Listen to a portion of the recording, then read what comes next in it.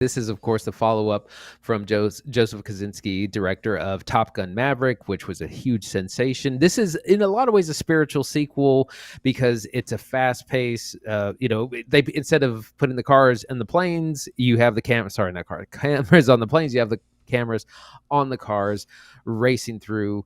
The plot, which is really thin and a little paint by number, stars Brad Pitt as veteran racer Sonny Hayes, who we find living in a van down by the river, but is still racing Daytona in a 24-hour race. When we meet him, he wins. He's the best.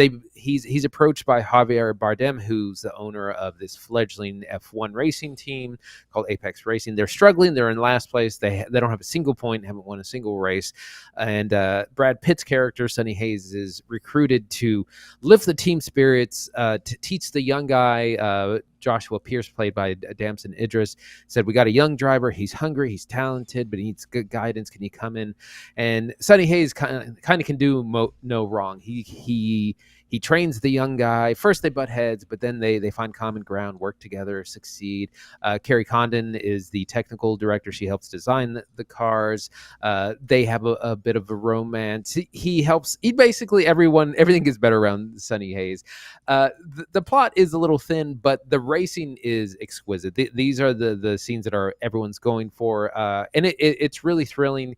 They develop new technology for these cars. Joseph Kosinski is actually a trained engineer. He was an engineer before getting into film, so he's actually helped develop these camera systems that they use. But it's thrilling, and the actors are actually driving these cars, probably not at 300 miles an hour, but they are actually driving because there aren't room for two drivers. So it's thrilling. The racing stuff works really well. Plot, not quite so much. Zach, what'd you think? So I liked F1 for its speed and for its energy and for its tenacity. Like, Brad Pitt's great to look at. Javier Bardem's great. Kerry Condon, Damson Idris. Cast is great. The action is incredible. It's some of the best stuff I've seen in a cinema from a car. Like, cars that are moving 200 miles an hour, these incredible practical rigs shot on IMAX. It looks so good in open matte, dude. Seeing the world fly by them at 200 miles an hour is incredible. Like, not to mention the overtakes, the turns, the pits, like, all that stuff is awesome, and it is a great view into what F1 is, especially as an American who does not know it that good. That being said, the script is almost too paint by numbers. It's almost too cliche to a point where by the end of it, it approaches parody. You pointed this out to me. We were talking about this just the other night. Like, there were scenes that got laughs towards the end of the movie because it is so cliche, on the nose, paint by numbers, exactly how you'd expect it to go. And that's probably the weakest point of the movie. Like, a script that is maybe too safe, like that got past it's like it was written by AI or something. It got past everybody as just like the best, easiest, most digestible version of man rides in from out of town, helps out the rookie, saves the day. I don't know. It's a modern Western, but it's almost too Western. I don't know. It's not Western at all. I don't know what I'm saying. What do you think about it, Andy? The script remind me of a script outline. Whenever you begin writing your script and you're kind of thinking through your characters, you'll think, okay, this is the protagonist, and he is, he's good at this thing, and this is his character flaw, and then here's our protagonist, and here's this, and they're gonna clash, and this is how this movie reads. It's like an outline because it's so cliche. It reminds me of the '90s sports movies, the things like Rookie of the Year, or a good friend of ours said it's like the Mighty Ducks for racing. It is dumbed down so much. And especially the racing. Another friend of mine who knows F1 said they were really frustrated at like the kind of spoon feeding of the rules and the strategy and like all this kind of stuff, that if you're a fan, and this happens in most cinema, if you're an expert in the subject matter, you're probably going to have some nitpicks with it. But I think for entry level people like myself, it is really thrilling. Like when they're in the cars, like cargo fast around track, that's all that matters. And especially for, I think, younger viewers that might be new, this might be their first kind of big blockbuster movie, I think they're going to love it.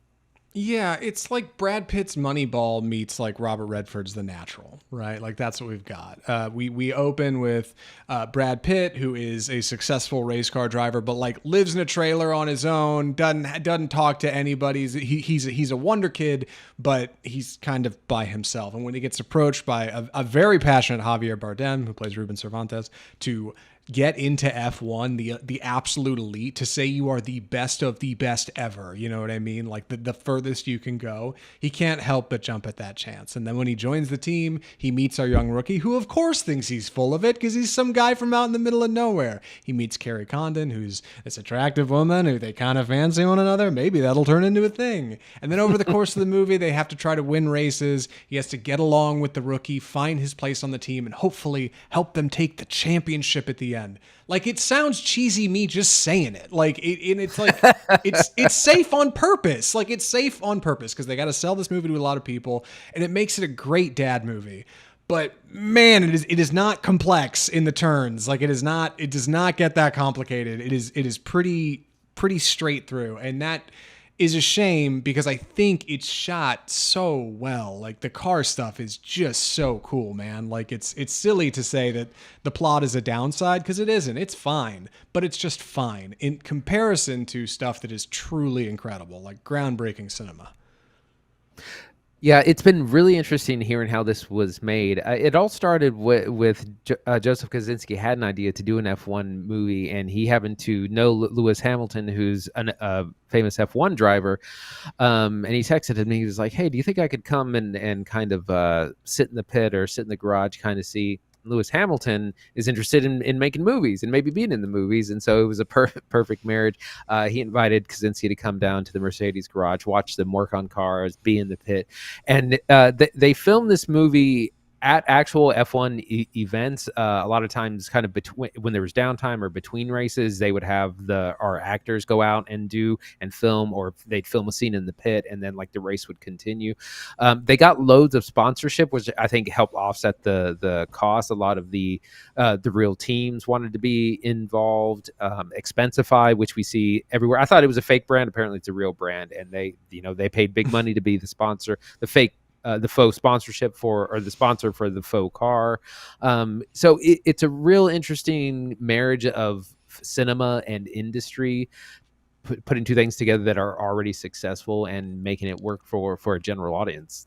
That's a really great observation because I couldn't help but look at all the sponsor deals, right? Like in any racing event, you're like covered in patches or logos that say the car is sponsored by Tommy Hilfiger or Expensify. Bell has two things on every helmet in like every helmet shot, right? Like I totally get that being there. But that marriage of industry and cinema creates a very finite space for danger in these races, which is wildly effective, dude. When we actually hit the track and take off, it is so chaotic and rumbling and loud. And you see these cars whizzing by each other, going 230 miles an hour on the straights.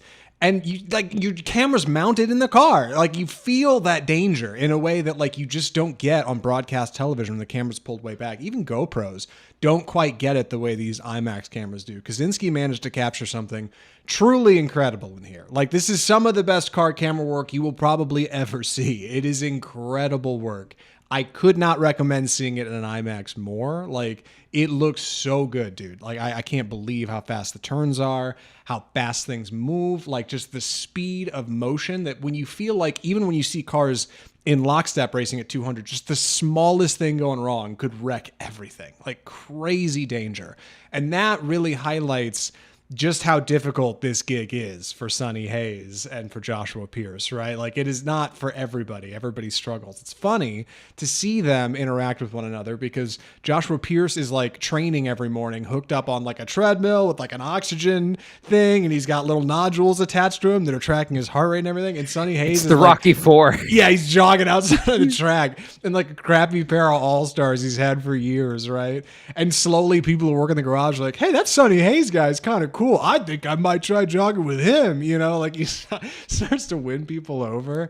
And like, it's just because he's charming, right? He's Brad Pitt and he oozes charm. He's the strong, silent type But he also, on top of playing this natural, I mentioned Moneyball earlier, Sonny Hayes is coming in with an outsider perspective. And while everybody at F1 is playing by these rules, especially Team Apex, he says we have to start building our cars for combat. We have to start changing the way we race, because if we keep racing the way we've been racing, we're going to lose. And that's a little bit of the Moneyball in there, right? Where he's changing the idea of the strategy and doing things that are radically different. It's a perfect space for Pitt to play in, because he manages to hold this serious note while also being a bit of a maverick, right? Fitting, I think, for the role. Yeah, this reminds me, like I said, of a lot of '90s sports movies, particularly in baseball. Would Major League, things that were guilty of this? Once your like hot shot gets injured or whatever, you have to come up with some like kooky strategies, and he ends up doing that. And this is where some of like the real racing fans have been rolling their eyes at, like, you would get disqualified for that, you would get penalized for that, you wouldn't be able to do. But it's like, it's the movies. You got to enjoy the movies. I wanted to talk about performances a little bit. We do have a really good cast. Javier Bardem is great as the team owner. He's like the business version of Sonny Hayes, where he's willing to take all the risks and be reckless in business. Kerry Condon is really good as the technical director, the car designer, and they kind of give her this redemption arc where she was like, well, she was at Lockheed Martin, but she came over to decided to race instead. Damson Idris, I feel like, doesn't get enough screen time, and because we don't really get an old v young, it's really just the old telling everyone what to do. I said this before, it's very kind of boomer coded movie where Sonny Hayes, first of all, Brad Pitt is 61 and looks amazing. I was like, he looks like a 40-year-old man, and he's just, he can do no wrong. At one point he's like, you need to get off that phone. You need to get off social media. And I was like, oh, come on, how old are we? Yeah. Here? But the cast is fun. He has a kind of a similar but different charm from Tom Cruise. Like, Tom Cruise will entertain via spectacle by jumping on and off of trains. Brad Pitt is more just like his on-screen presence, his charm, his like elderly wisdom, and his smile, and all those things. But I hate to say it, but it works. It does. Yeah, I agree. I think F1's like eating a really great hamburger in a super mid restaurant. You know what I mean? Like, you're probably not going to go back to, even though, man, that hamburger was so sick. It is a great July movie. It is big summer. It is big action. It is big cast. It's big passion for sure. I think those of us who are, big film guys, were just looking for something a little toothier from Kosinski. And in the action, it's there. Like, in the car, it's there. On the ground, it just feels a little paint by numbers. And I keep seeing people say, is F1 a bad movie? And I don't think it is. I don't think it's a bad movie. But I also don't know how quickly I'm going to be racing to check it out again. You know what I mean? Like, I feel like it's played its hand. It's shown me everything I was going to get out of it. Maybe I'm just not a big enough fan, but I do think it's a good time. I do want to say that. We should probably get into recommendations. One more thing before I hand it over to Andy for final thoughts. Hans Zimmer score, I liked it. I've heard people say it's bad. I thought it was okay. It's got some techno in house. I don't know. Your mileage may vary. I thought it was a fine Zimmer score. I heard people saying it was amazing, and I was really looking forward to it, and I decided it was okay. Like, it's not, like, I don't think it's bad, but I don't think it's amazing either. It's just it gets the job done.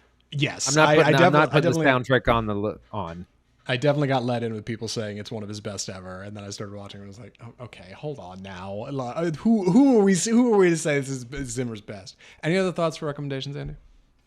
I think I'm ready. Andy, would you recommend F1?